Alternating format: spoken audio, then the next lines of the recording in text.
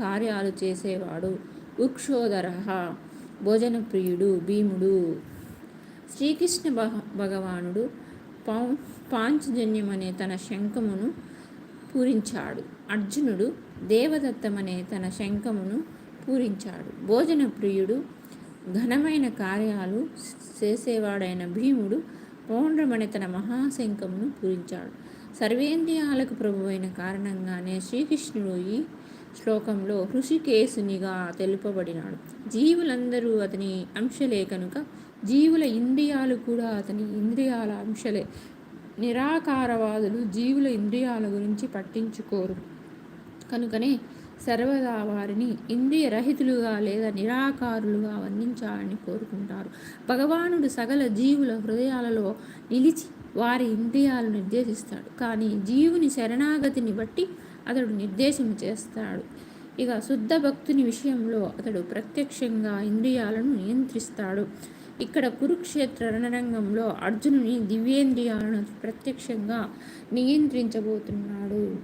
ఆ విధంగా హృషికేశుడనే ప్రత్యేక నామం వాడబడింది. వివిధ కార్యాలను బట్టి భగవంతుని వివిధ నామాలు ఉంటాయి.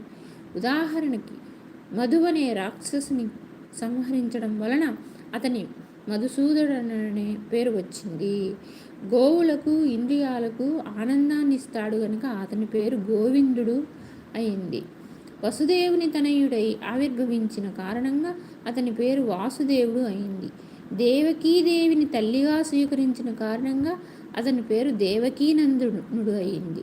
బృందావనంలో తల్లిగా స్వీకరించిన కారణంగా అతని పేరు దేవకీనందుడు అయింది. బృందావనంలో యశోదరకు బాల్యలీలను చూపించిన కారణంగా అతని పేరు యశోదానందుడు అయింది. తన స్నేహితుడైన అర్జునునికి రథసారథిగా పనిచేసిన కారణంగా అతని పేరు పార్థసారథి అయింది.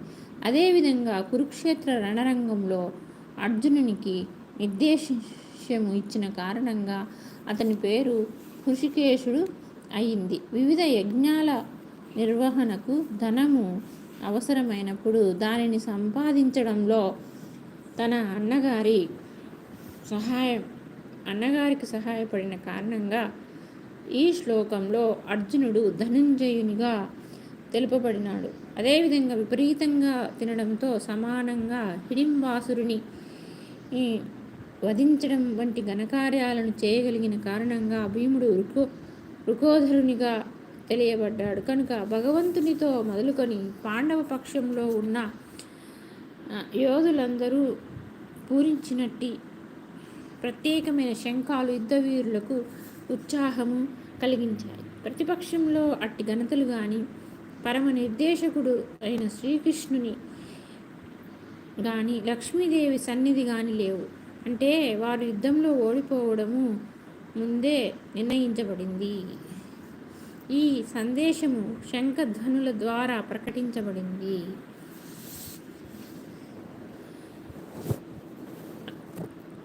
అనంత విజయం రాజా కుంతీపుత్రో యుధిష్ఠిరః నకులః సహదేవశ్చ సుఘోషమణి పుష్పకౌ కాశ్యశ్చ పరమేశ్వానః శిఖండి చ మహారథః దృష్టద్యుమ్నో విరాటశ్చ సాత్యకిశ్చాపరాజితః ద్రుపదో ద్రౌపదేయాశ్చ సర్వశః పృథివీపతే సౌభద్రశ్చ మహాబాహు శంఖాన్ దద్ముః పృథక్.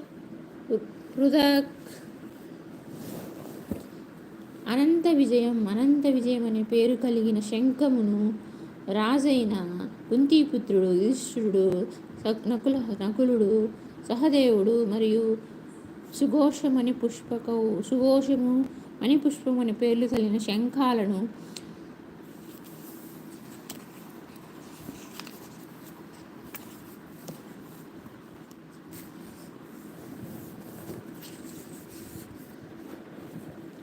ఒంటరిగా వేలాది మందితో పోరాడగల వీరుడు దుష్టిద్యుమ్నుడు ద్రుపద మహారాజు కొడుకు. విరాటుడు